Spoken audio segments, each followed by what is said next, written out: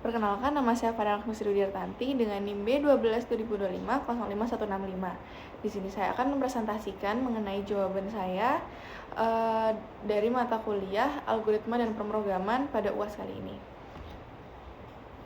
Di sini untuk pertama-tama dari dataset saya yang telah saya pindah ke Excel. Jadi dalam bentuk XLS seperti ini. Berisi nama cabang serta biaya operasional dan laba bersih dari setiap cabangnya. Dan kemudian ke penjelasannya, dataset ini terdapat informasi nama cabang sebagai identitas setiap cabang perusahaan serta laba bersih yang menunjukkan jumlah keuntungan yang diperoleh cabang tersebut setelah dikurangi seluruh biaya operasional. Setiap baris data mewakili satu cabang, sehingga data ini dapat digunakan untuk membandingkan kinerja keuangan antar cabang secara langsung. Kemudian selanjutnya yaitu tujuan untuk pengolahan dataset ini adalah untuk memperoleh gambaran mengenai kondisi keuangan perusahaan secara keseluruhan. Dengan menghitung rata-rata laba bersih, dapat diketahui nilai laba umum dari seluruh cabang. Perhitungan laba maksimum dan minimum digunakan untuk mengetahui cabang dengan laba tertinggi dan terendah. Selain itu, perhitungan simpangan rata-rata dilakukan untuk melihat seberapa besar perbedaan laba antar cabang. Data kemudian divisualisasikan dalam bentuk grafik agar perbedaan laba antar cabang terlihat lebih jelas, sehingga memudahkan dalam melakukan analisis dan menarikan kesimpulan sebagai kinerja perusahaan. Kemudian ini script Google Colab saya, sebagaimana saya buka di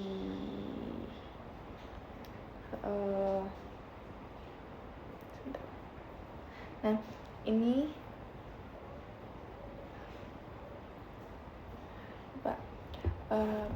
saya jelaskan dari bagian awalnya. Ada import pandas yang dimana itu berfungsi untuk membaca dan mengolah data. Kemudian ada import matplotlib ini berfungsi untuk membuat grafik, dan yang ketiga ada from Google Colab import files, ini untuk mengunggah file Excel ke Google Colab.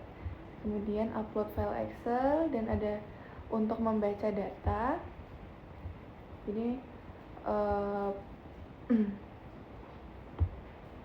baris pertama itu dijadikan judul kolom. Kemudian yang reset index ini, baris yang tidak diperlukan itu akan dihapus, dan yang kolom strip ini untuk spasi berlebih. Kemudian saya ada menambahkan penyesuaian nama kolom, yaitu memastikan nama kolom sesuai, yang berisi df rename, kolom laba bersih, dan nama cabang.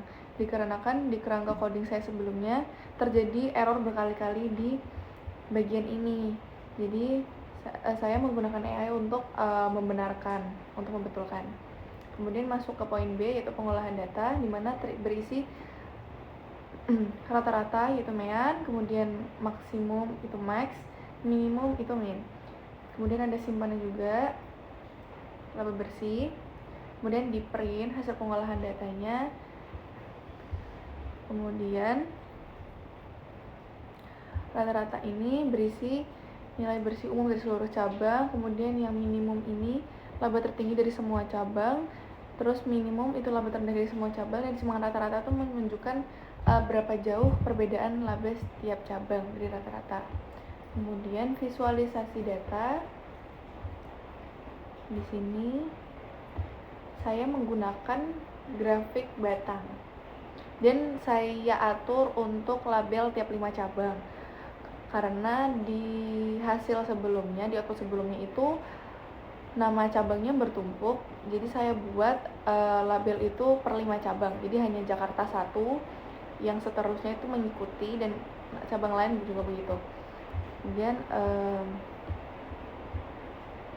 untuk tampilan output saya dapat dilihat di Google Colab juga, yang saya sertakan linknya. Di sini hasil pengolahan datanya itu mendapatkan rata-rata laba bersihnya 68,58, laba bersih maksimumnya itu ada 90, kemudian laba bersih minimumnya itu 53, dan rata-rata simpangannya itu 7,11. Kemudian ini untuk grafiknya di sini, Bapak. Jadi nama cabangnya saya buat seperti ini. Jadi per labelnya per 5 cabang, per cabangnya per 5 label. Jadi hanya Jakarta 1, Bandung 1, Semarang 1 gitu.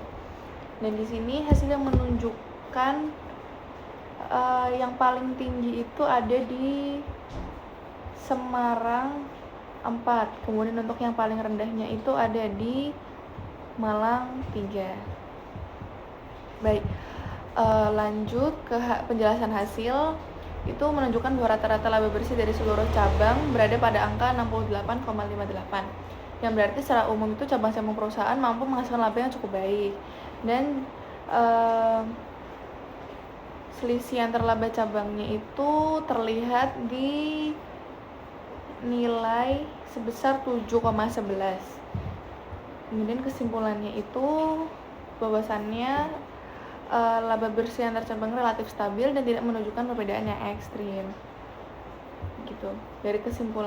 Kemudian dari kesimpulannya, dataset ini menunjukkan bahwa laba bersih cabang perusahaan berada dalam kondisi yang cukup baik dan stabil. Perbedaan laba antar cabang tidak terlalu besar sehingga kinerja keuangan perusahaan secara keseluruhan tergolong seimbang dan terkendali. Berikut yang dapat saya sampaikan mengenai hasil saya dari UAS kali ini. Saya mohon maaf apabila ada salah kata dan ada pemahaman saya yang kurang sebelumnya. Terima kasih banyak.